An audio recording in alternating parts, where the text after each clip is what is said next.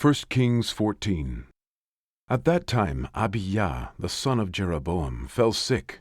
And Jeroboam said to his wife, Arise, I pray thee, and disguise thyself, that thou be not known to be the wife of Jeroboam, and get thee to Shiloh. Behold, there is Ahijah the prophet, which told me that I should be king over this people. And take with thee 10 loaves, and cracknels, and a cruse of honey, and go to him. He shall tell thee what shall become of the child. And Jeroboam's wife did so, and arose, and went to Shiloh, and came to the house of Ahijah.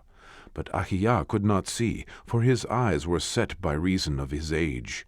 And the Lord said unto Ahijah, Behold, the wife of Jeroboam cometh to ask a thing of thee for her son, for he is sick. Thus and thus shalt thou say unto her, for it shall be, when she cometh in, that she shall feign herself to be another woman. And it was so, when Ahijah heard the sound of her feet, as she came in at the door, that he said, Come in, thou wife of Jeroboam. Why feignest thou thyself to be another? For I am sent to thee with heavy tidings.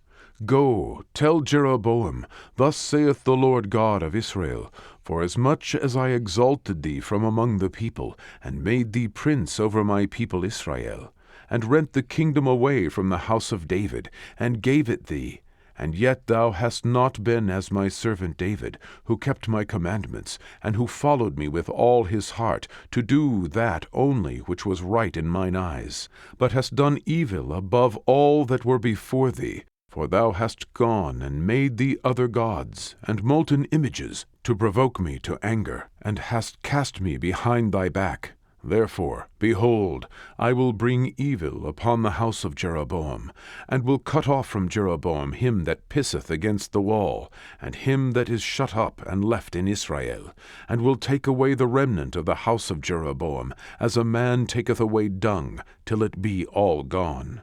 Him that dieth of Jeroboam in the city shall the dogs eat, and him that dieth in the field shall the fowls of the air eat, for the Lord hath spoken it. Arise thou therefore, get thee to thine own house, and when thy feet enter into the city, the child shall die. And all Israel shall mourn for him, and bury him, for he only of Jeroboam shall come to the grave, because in him there is found some good thing toward the Lord God of Israel in the house of Jeroboam.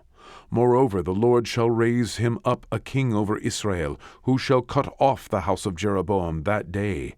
But what? Even now. For the Lord shall smite Israel, as a reed is shaken in the water, and he shall root up Israel out of this good land, which he gave to their fathers, and shall scatter them beyond the river, because they have made their groves, provoking the Lord to anger. And he shall give Israel up, because of the sins of Jeroboam, who did sin, and who made Israel to sin. And Jeroboam's wife arose, and departed, and came to Tirzah, and when she came to the threshold of the door, the child died. And they buried him, and all Israel mourned for him, according to the word of the Lord, which he spake by the hand of his servant Ahijah the prophet. And the rest of the acts of Jeroboam, how he warred, and how he reigned, behold, they are written in the book of the chronicles of the kings of Israel. And the days which Jeroboam reigned were 22 years, and he slept with his fathers, and Nadab his son reigned in his stead. And Rehoboam the son of Solomon reigned in Judah. Rehoboam was 41 years old when he began to reign, and he reigned 17 years in Jerusalem, the city which the Lord did choose out of all the tribes of Israel to put his name there. And his mother's name was Naamah, an Ammonitess. And Judah did evil in the sight of the Lord, and they provoked him to jealousy with their sins which they had committed, above all that their fathers had done. For they also built them high places, and images, and groves, on every high hill, and under every green tree. And there were also Sodomites in the land, and they did according to all the abominations of the nations which the Lord cast out before the children of Israel.